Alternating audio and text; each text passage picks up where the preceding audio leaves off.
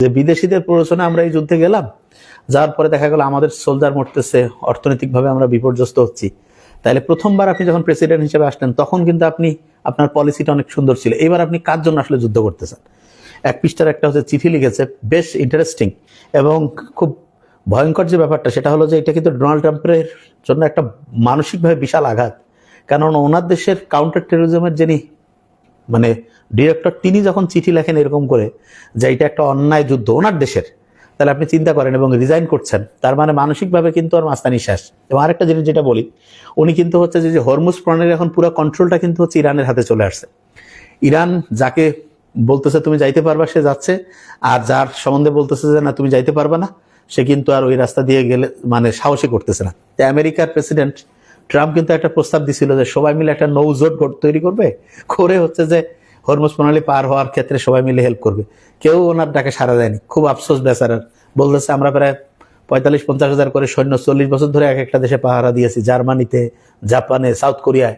এখন ওরা কেউ বলতেছে যে না আমাদের বিপদে আসবে না। তা ওরা যে বলছিল ন্যাটো যে তৈরি করছিল, এখানে কিন্তু একটা ছিল, এটাকে কি বলে, আর্টিকেল ছিল যে একজনের উপর আক্রমণ হলে সবার জন্য আক্রমণ। তাও বলতেছে কি আমরা সবাই মিলে একসাথে ন্যাটো তৈরি করলাম, তোমরা অন্তত ন্যাটোর সদস্য হয়ে আসো। তা সবাই বলতেছে আক্রান্ত হইলে, নিয়মটা ছিল একজনের উপর আক্রমণ হইলে সবাই হচ্ছে প্রতিহত করবে। কিন্তু এখানে যেটা হয়েছে, ট্রাম্প নিজে অন্যায়ভাবে সেই যুদ্ধ শুরু করছে, এবং এটা সবাই, যার একটু কমন সেন্স আছে, সততা আছে, সবাই জানে এটা। আসসালামু আলাইকুম। আজকে কয়েক ঘন্টা আগে, আমি এই যে লাইভ করার ঠিক কয়েক ঘন্টা আগে, আমেরিকার যে কাউন্টার টেরোরিজম ডিপার্টমেন্ট আছে ওইটার সারা দেশের যিনি হচ্ছেন যে ডিরেক্টর, সম্ভবত নাম হচ্ছে জো ক্যান্ট, উনি হচ্ছে পদত্যাগ করছেন। এটা কিন্তু একটা বিশাল ব্যাপার, হয়তো আমরা এটা বুঝতে পারি না।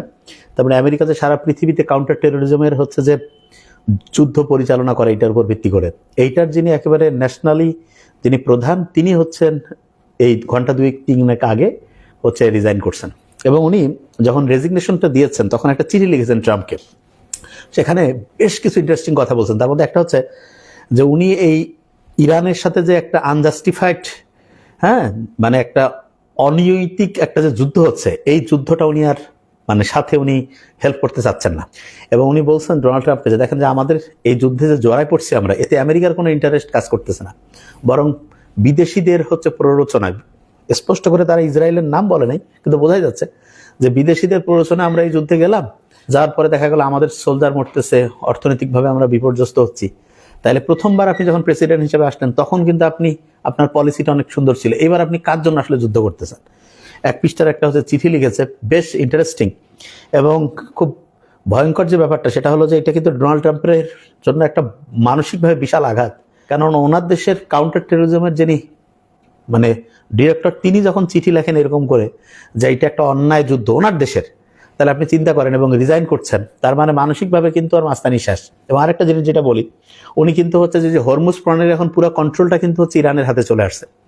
ইরান যাকে বলতেছে তুমি যাইতে পারবা সে যাচ্ছে, আর যার সম্বন্ধে বলতেছে যে না তুমি যাইতে পারবা না সে কিন্তু আর ওই রাস্তা দিয়ে গেলে সাহসী করতেছে না। তো আমেরিকার প্রেসিডেন্ট ট্রাম্প কিন্তু একটা প্রস্তাব দিছিল যে সবাই মিলে একটা নৌ জোট তৈরি করবে, করে হচ্ছে যে হরমুজ প্রণালী পার হওয়ার ক্ষেত্রে সবাই মিলে হেল্প করবে। কেউ ওনার ডাকে সাড়া দেয়নি। খুব আফসোস বেচারার। বলতেছে আমরা প্রায় 45-50 হাজার করে সৈন্য 40 বছর ধরে এক একটা দেশে পাহারা দিয়েছি, জার্মানিতে, জাপানে, সাউথ কোরিয়ায়। এখন ওরা কেউ বলতেছে যে না আমাদের বিপদে আসবে না।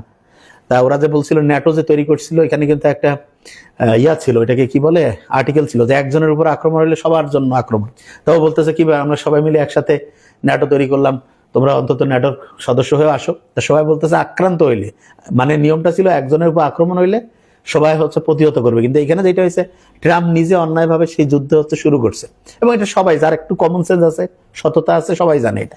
তাহলে এই কারণে দেখেন যে কোনো আমেরিকার অ্যালায়েন্স যারা মিত্র, ওনার বন্ধু, এই কোন দেশ কিন্তু হচ্ছে ওনার এই যুদ্ধে সত্যিকার অর্থে মানসিকভাবে কেউ সাপোর্ট দিচ্ছে না। জোর জবরদস্তি করে 2-1 বলতেছে এইটা পাঠাবো ওইটা পাঠাবো, কিন্তু যুদ্ধে কেউ কিন্তু সৈন্য পাঠাবে না।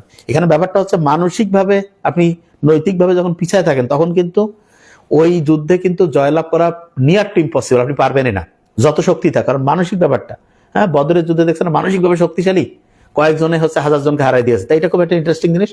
আর একটা জিনিস যেটা হয়েছে সেটা হলো যে দেখেন যে বাংলাদেশ থেকে শুরু করে যেই দেশগুলোর সাথে মোটামুটি ইরানের বন্ধুত্বপূর্ণ সম্পর্ক, তাদের কিন্তু তেল গ্যাসের যে কন্টেইনার সেটা আসতে কোনো সমস্যা নেই।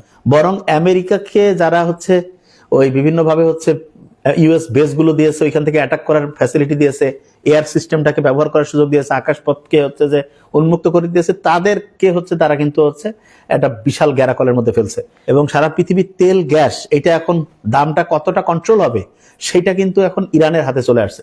এবং এই কারণে যেটা হয়েছে, সম্ভবত একজন আমেরিকার প্রফেসরের একটা আর্টিকেল পড়লাম, ওই প্রফেসর লিখছেন যে মানে যুদ্ধের 17 দিন, আজকে 28 ফেব্রুয়ারি শুরু হয়েছে, 17 দিন আগে ইরান যতটা শক্তিশালী ছিল এখন সারা পৃথিবীতে তার প্রভাব তার চেয়ে অনেক বেশি। এবং প্রমাণ হিসাবে বলছে যে সারা পৃথিবীর হচ্ছে তেলের দাম বাড়বে না কমবে, কোন ট্যাঙ্কার কোন জাহাজ হচ্ছে যে হরমুজ প্রণালী পার হইতে পারবে, পুরাটা নিয়ন্ত্রণ কিন্তু এখন মানে ইরানের হাতে চলে আসছে। এবং ইরান কিন্তু এই জিনিসটা বুঝতে পারছে এবং তারা তো বারবার বলে দিয়েছে 3টা মৌলিক শর্ত পূরণ না হলে যুদ্ধ বন্ধ টন্ধ নিয়ে কোনো কথা হবে না, যুদ্ধ চলতেই থাকবে। এবং শর্ত 3টা আমরা এর আগেও বলছি, আবার একটু খেয়াল করাই দেই, যুদ্ধে যত ক্ষয়ক্ষতি হয়েছে সব দিতে হবে আমেরিকাকে, এবং কখনোই আর আক্রমণ করতে পারবে না, এবং সারা মানে হচ্ছে মধ্যপ্রাচ্যে যতগুলো হচ্ছে আমেরিকার ঘাঁটি আছে এগুলো সব হচ্ছে গুটাই নিতে হবে। তাই এটা ডেঞ্জারাস আমেরিকার জন্য।